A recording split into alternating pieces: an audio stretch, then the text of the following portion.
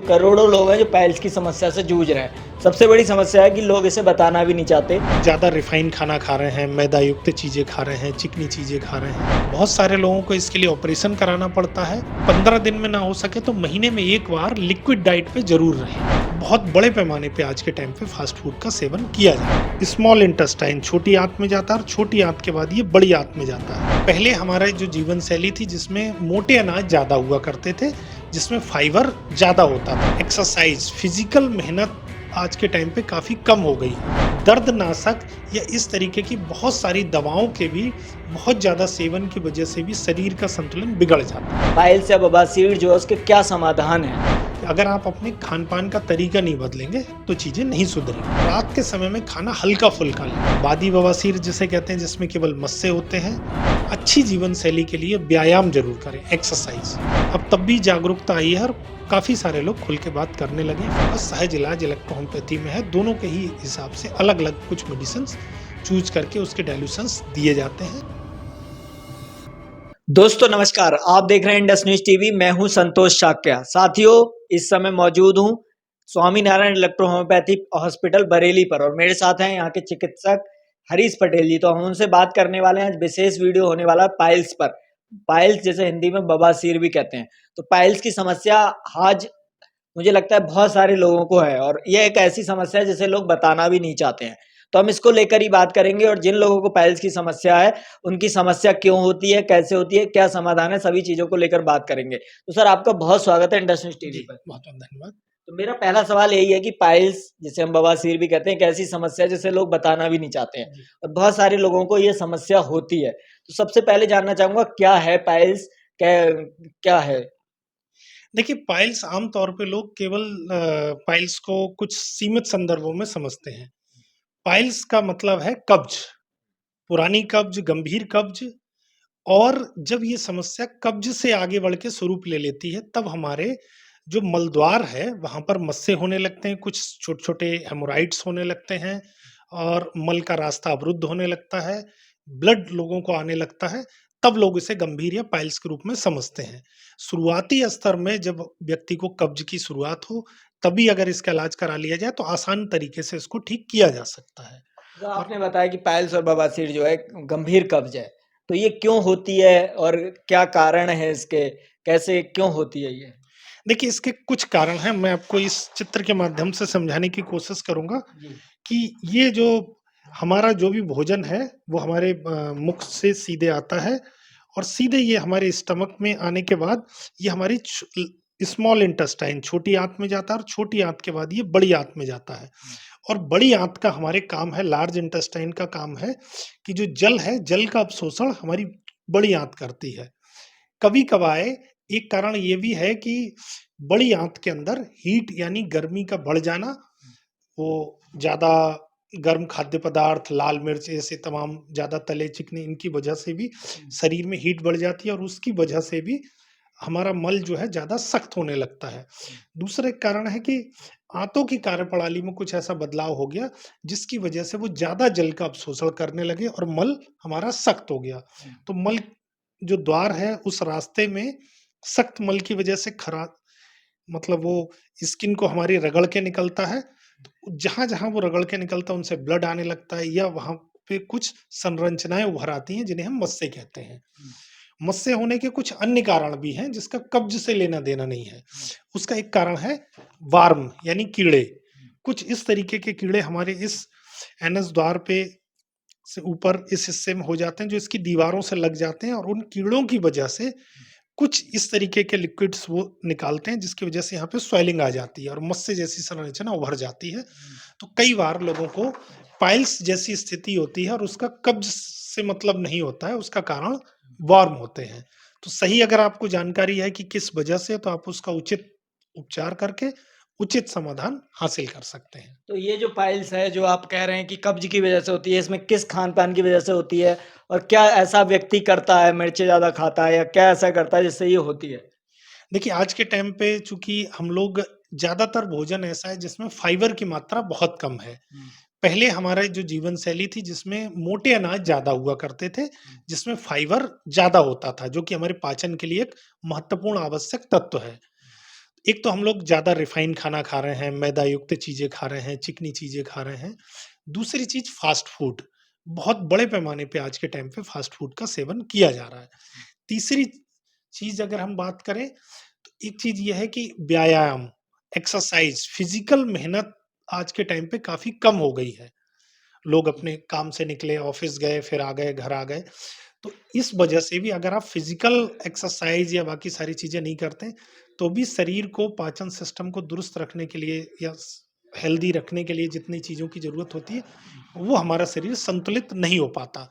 तो नियमित व्यायाम की बहुत ज़रूरत है। तीसरी, दर्दनाशक या इस तरीके की बहुत सारी दवाओं के भी बहुत ज़्यादा सेवन की वजह से भी शरीर का संतुलन बिगड़ जाता है। उनकी वजह से भी हमारा पाचन सिस्टम गड़बड़ हो जाता है। जी, तो सर अभी देख जैसे कि मैं पूछ रहा था कि बहुत सारे लोग अभी हैं जो करोड़ों लोग हैं जो पाइल्स की समस्या से जूझ रहे हैं। सबसे बड़ी समस्या है कि लोग इसे बताना भी नहीं चाहते क्योंकि इस तरह की समस्या है, लोगों को लगता है एनएस द्वार है, तो अगर उसके बारे में बताएँगे तो लोग मज़ाक भी बनाएँगे। तो कैसे आपके यहाँ व्यक्ति आता है तो कैसे उसका समाधान होता है? किस तरह से आप उसका इलाज करते हो? क्या-क्या समाधान इसके हैं? पाइल्स या बवासीर जो है उसके क्या समाधान हैं? जी।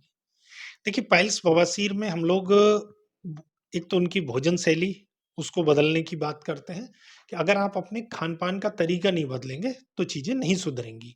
दूसरी चीज़ लेट नाइट जो लोग खाना खाते हैं या लेट नाइट सोते हैं, तो उसकी वजह से हमारे लीवर पे दबाव पड़ता है और धीरे-धीरे हमारे पूरे शरीर का सिस्टम बिगड़ता है। तो हम लोगों से कहते हैं कि एक तो रात में समय पे खाना खाएँ और जितना जल्दी हो सके उतना सो जाएँ और रात के समय में खाना हल्का-फुल्का लें।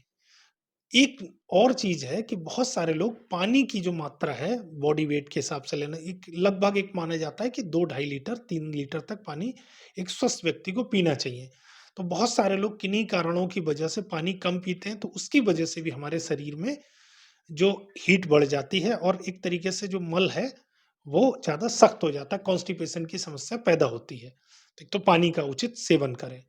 और किस तरीके की आपको पाइल्स है?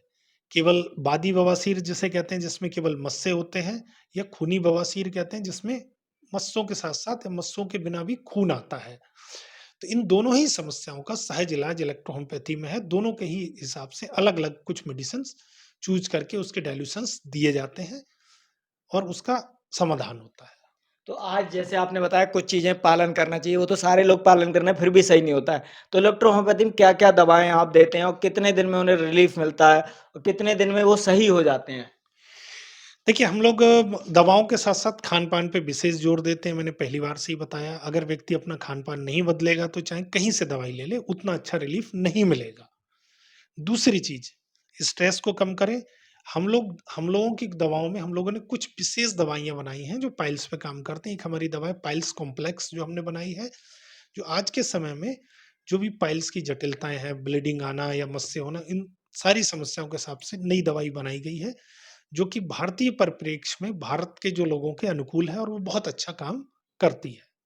कितने दिन में वो रिलीफ़ देना शुरू कर कितने दिन में वो रिलीफ़ देना शुरू करती है और कितने दिन में वो जो समस्या है उसका समाधान हो जाता है? देखिए ब्लीडिंग में तो 2 से 3 दिन में असर दिखना शुरू हो जाता है। अगर किसी को ब्लीडिंग हो रही है, हुँ। तो 2 से 3 दिन में उसकी ब्लीडिंग धीरे-धीरे कम होते-होते फिर बंद हो जाती है। और बाकी कॉन्स्टिपेशन, कब्ज़ या चुभन, जलन इस तरीके की समस्याओं में उस व्यक्ति को सप्ताह भर के अंदर आराम दिखना शुरू हो जाता है और लगभग डेढ़ 2 ढाई महीने अगर किसी को बहुत पुरानी है तो 3 से 4 महीने में हुँ।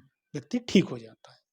तो दोस्तों आप देख रहे हैं 3 से 4 महीने में क्योंकि प्राकृतिक इलाज होता है, प्राकृतिक दवाइयाँ हैं, तो 3 से 4 महीने में सर का कहना है कि अगर जटिल से जटिल बवासीर भी है, तो वो भी सही हो जाती है। सर एक और बड़ी समस्या आती है कि बहुत सारे लोग हैं जो इस वीडियो को देखेंगे जिन्हें समस्या नहीं है, लेकिन संभावना रहती है क्योंकि कब्ज़ की समस्या तो हर दूसरे आदमी को है।